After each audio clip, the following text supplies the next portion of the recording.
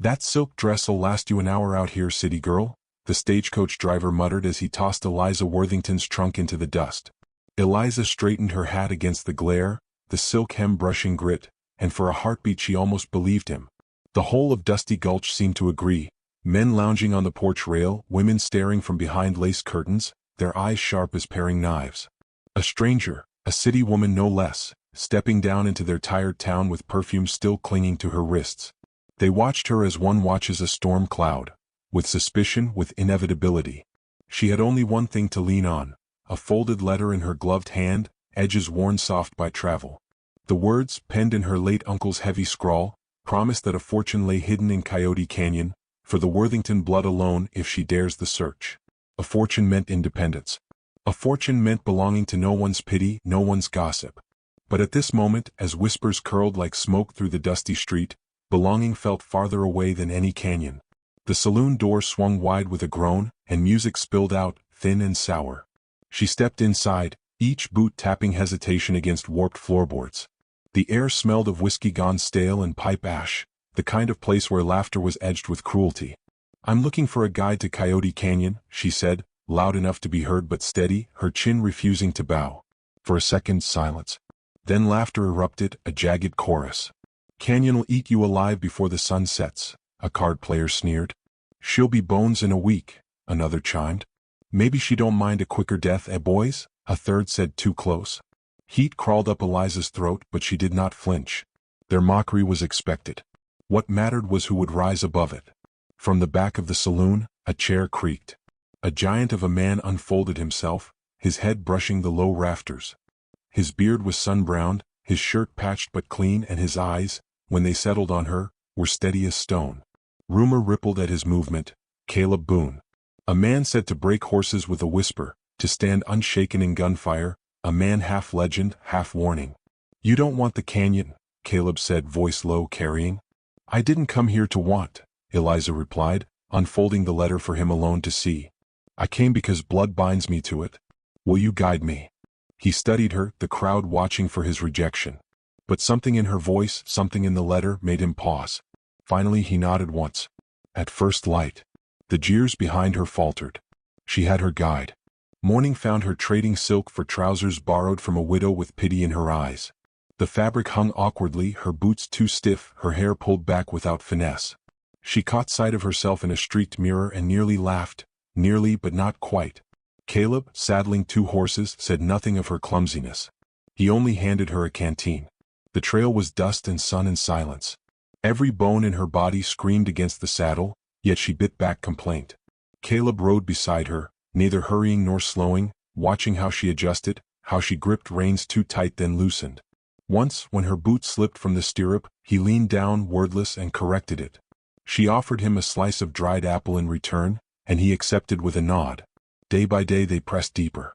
She learned to bear blisters, to ride under moonlight, to drink grit without gagging.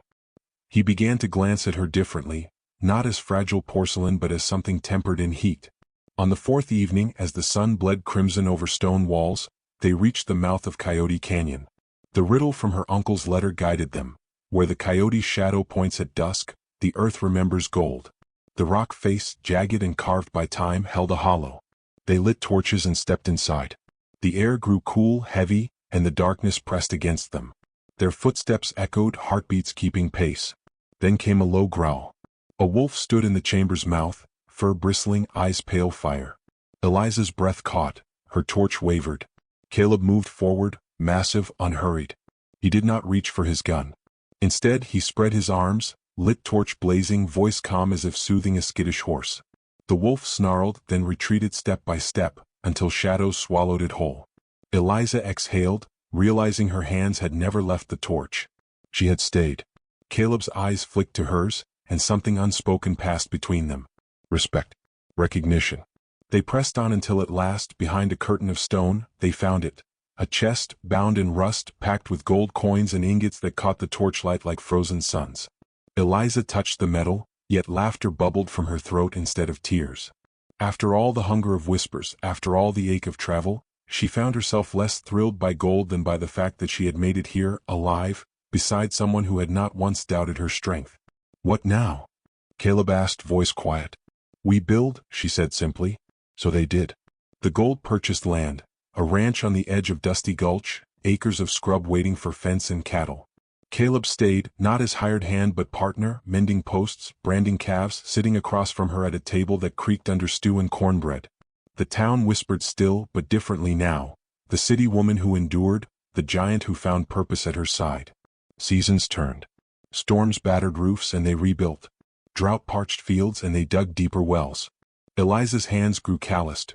Caleb's laughter, once rare, became the steady hum of evenings. In small gestures, the way he left coffee waiting for her at dawn, the way she stitched his torn shirt by firelight, their bond grew strong, unshaken, though never declared in words. Then one night, thunder rolled not from the sky but from hooves. Bandits, lured by rumor of the treasure, rode hard upon their ranch. Caleb rose, a tower in the doorway, rifle in hand. Eliza took position beside him, steady as stone. Gunfire cracked. Dust flew. She aimed true, her shot clipping a bandit's hat clean off his head. Caleb's voice boomed once, "Leave." His shadow filled the stormlight, and something in his unflinching stance broke their will. The raiders fled into the dark, leaving only silence and the smell of powder. The next day the town called them heroes. Eliza felt no pride, only certainty. Together they could weather any storm. Years passed. The ranch thrived. With the gold, they raised a schoolhouse, patched neighbors' roofs, dug communal wells. Dusty Gulch, once broken, stirred with life again. Townsfolk spoke of them as legend, the lady and the giant who built hope from dust. Eliza, her hair streaked with silver, sometimes walked the fence line at dusk. She never returned to the city. Why would she? Here the air smelled of earth and rain, and beside her always was Caleb. He had been strength when she doubted, and she had been faith when he faltered. Together they had made not just a ranch, not just a town, but a life worth remembering. And if you, reader, ever find yourself chasing gold or glory, remember this. The truest treasure is not the shine of coins but the quiet endurance of shared burdens, the laughter and firelight, the hands that hold steady when wolves close in. For gold fades always. But love builds its own canyon, carved deep and lasting, long after dust has settled.